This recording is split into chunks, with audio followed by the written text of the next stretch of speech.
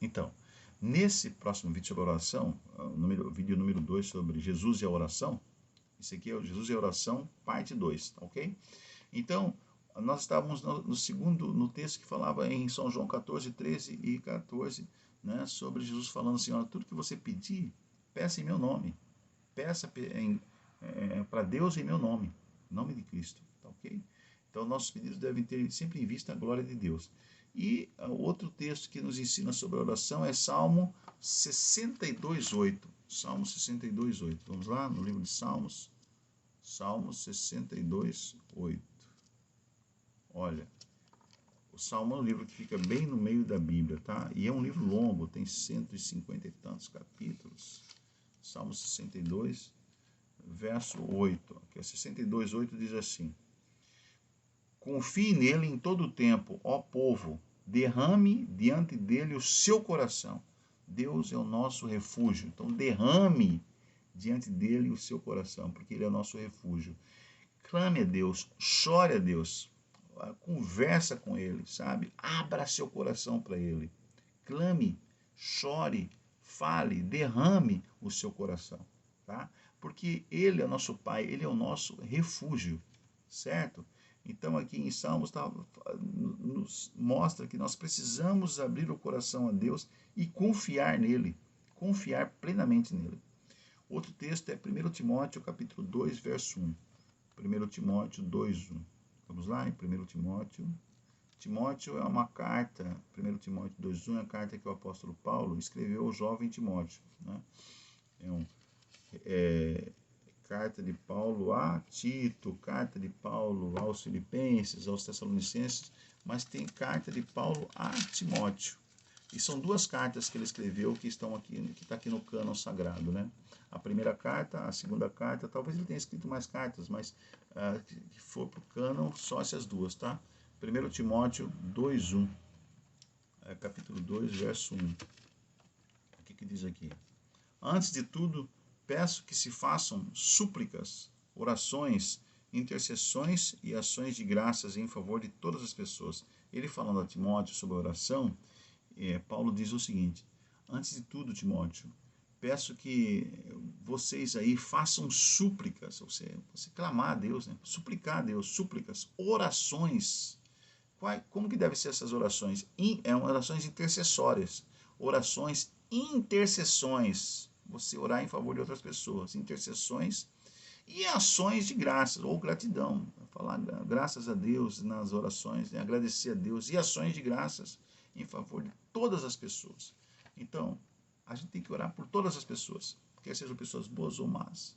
Temos que orar as pessoas, a todas as pessoas. Somos incentivados a interceder, né?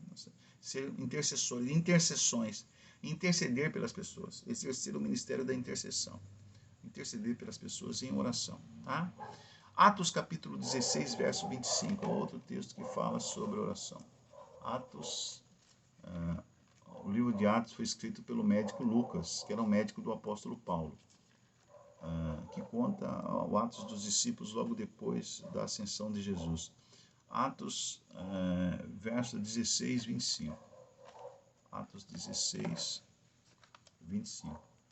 Lucas também escreveu o Evangelho, né? O Evangelho de Lucas e o livro de Atos. Atos 16, 25. O que diz aqui? Por volta da meia-noite, Lucas relatando a história aqui de Paulo e Silas. Por volta da meia-noite, Paulo e Silas oravam e cantavam louvores a Deus, e os demais companheiros de prisão escutavam. Então, mesmo à meia-noite, lá na prisão, Paulo tinha sido preso, e Silas também, porque estavam pregando o evangelho naquela localidade, acabaram sendo presos, acusados injustamente, e foram presos, né? Depois de serem torturados, vamos dizer assim, foram presos. Eles estavam presos lá. E aí eles, na meia-noite, eles estavam orando oravam e cantavam, né? Orando e cantando, né? Devemos então o quê? Orar em todas as situações da vida. Mesmo preso, à meia-noite, não era um horário, vamos dizer assim, um horário conveniente para ficar orando e cantando, mas eles estavam à meia-noite na prisão, orando e cantando, né? Então, devemos orar em todas as situações da vida, em todas as circunstâncias. Não há um horário específico para orar. Você pode orar meia-noite, você pode orar 1 hora da madrugada, você pode orar meio-dia, você pode parar para orar às 6 horas da tarde, em qualquer lugar, no meio da rua, até se sair num lugar assim. Entra no seu quarto, trancado no seu quarto, em secreto, e vai orar. Né? Você pode orar em qualquer lugar, em qualquer momento, qualquer circunstâncias da vida você pode orar. Eles ali estavam presos, eles foram presos, foram chicoteados, foram torturados, foram acusados de um crime que eles não tinham cometido e foram jogados ali na prisão, Paulo e Silas. E aí, ali naquela circunstância de prisão, eles estavam orando. E a Bíblia diz que eles estavam orando e cantando. E outros presos estavam tudo olhando para esses caras esquisitos aqui, né? O que eles estão fazendo? E o que aconteceu? A gente sabe o milagre que aconteceu. Houve um terremoto, tudo se abriu ali, né? E ali gerou até a conversão do carcereiro, né, da prisão. Ele e a família dele foram toda convertida. Mas é uma história longa que depois a gente vai contar para vocês. Então, Atos 16, 25 fala que devemos orar em todas as circunstâncias da vida. Daniel capítulo 6, verso 10, também fala que nós necessitamos reservar um tempo especial para orar. Como que Daniel exercia o ministério da oração na vida dele? Daniel, ministério, serviço de oração, exatamente. Daniel fica depois de Ezequiel, né? Daniel capítulo 6, verso 10. Daniel capítulo 6, verso 10. O que diz aqui a palavra de Deus? Diz o seguinte, no verso 10. Quando Daniel soube que o documento tinha sido assinado, Daniel era um dos governantes. Eles governava junto com Dario, né, lá na Pérsia. Lá na Dario Persa, né, lá em Babilônia. Quando Daniel soube que o documento tinha sido assinado, um documento que proibia qualquer pessoa de fazer qualquer outro pedido a não ser para o rei. Não podia fazer pedido a nenhum deus, a ninguém, somente ao rei Dario. Tá? Foi assinado esse documento armadilha. O objetivo era pegar Daniel. Né? Quando Daniel soube que o documento tinha sido assinado, voltou para casa. Em seu quarto, no andar de cima, as janelas abriam para o lado de Jerusalém, em direção a Jerusalém. Estavam lá abertas para o lado de Jerusalém. E 3 vezes por dia, Daniel, ele se punha de joelhos, orava e dava graças diante de seu Deus, como era o seu costume. Então, 3 vezes ao dia, Daniel se colocava de manhã, cedo, meio-dia e à tardezinha, no pôr do sol, lá pelas 5 horas, 6 horas, Daniel estava ali naquela janela, né, em direção a Jerusalém, orando. Era costume dele, 3 vezes ao dia Daniel orava. Ele reservava esse tempo especial para orar, para falar com Deus. Ele reservava um tempo especial para orar, para falar com Deus. Então, um método, né, que ele usava. E Daniel capítulo 9 também, 4 e 5, também tem outro, fala sobre esse método de Daniel. Daniel capítulo 9, verso 4 e verso 5. Daniel 9, 4 e 5. Olha o que diz aqui.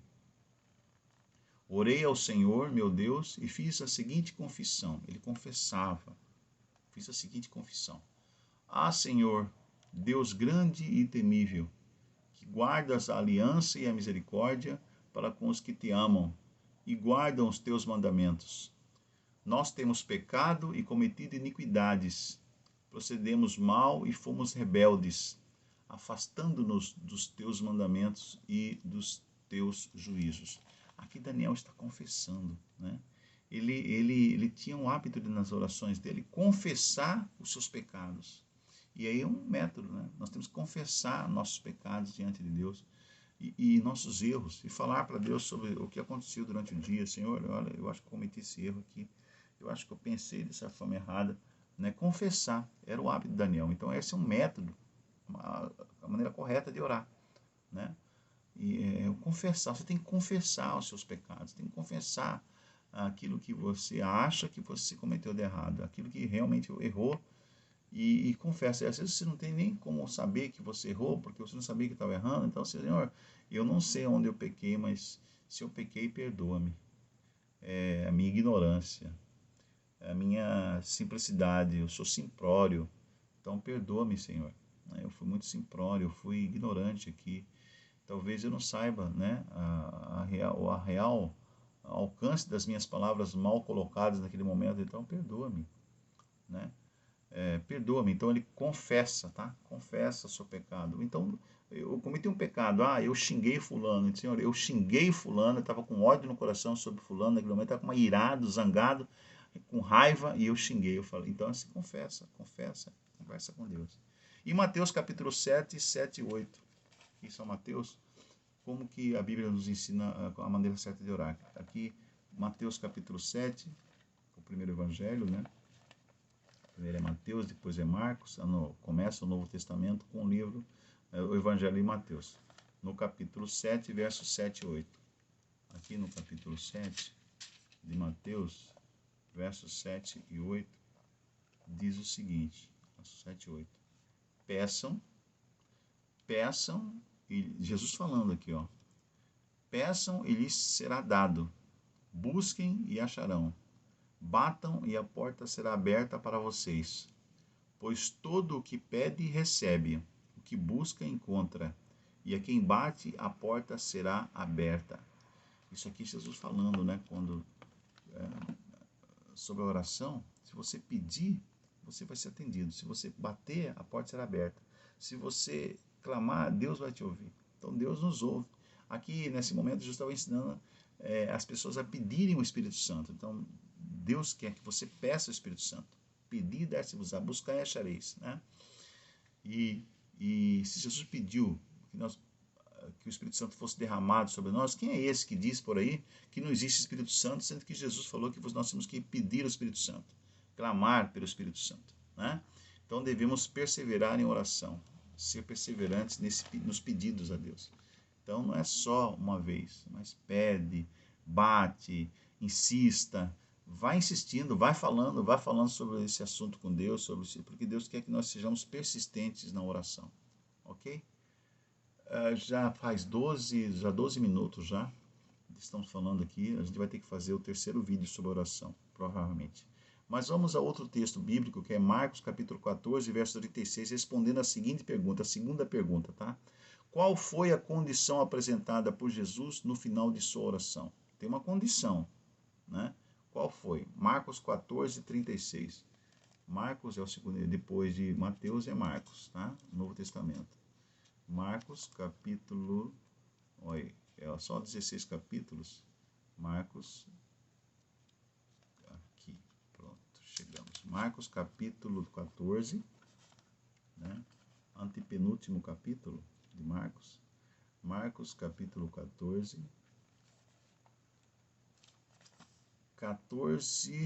verso 36. O que diz aqui? Marcos 14, 36, diz assim. E dizia, Abba, Pai.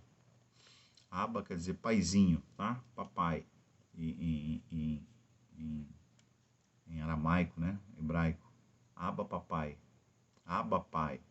Tudo te é possível. Passa de mim este cálice, porém não seja o que eu quero, e sim o que tu queres. Olha só. Sine qua non, né? Tem que ser essa condição apresentada nas orações. Então, a condição apresentada por Jesus foi a vontade do Pai, né? A vontade do Pai, não a minha vontade. Senhor, faça-se a tua vontade. Senhor, está aqui um problema, tem um problema aqui. Eu estou orando por esse problema, mas, Senhor, que se faça a tua vontade, não a minha, tá? Faça-se a tua vontade.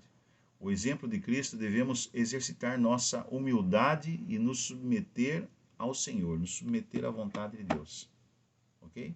Faça-se a tua vontade. Isso, Jesus estava orando lá no Getsemane, né? Ele queria, lógico, como ser humano, não passar por todo o sofrimento que ele sabia que iria passar.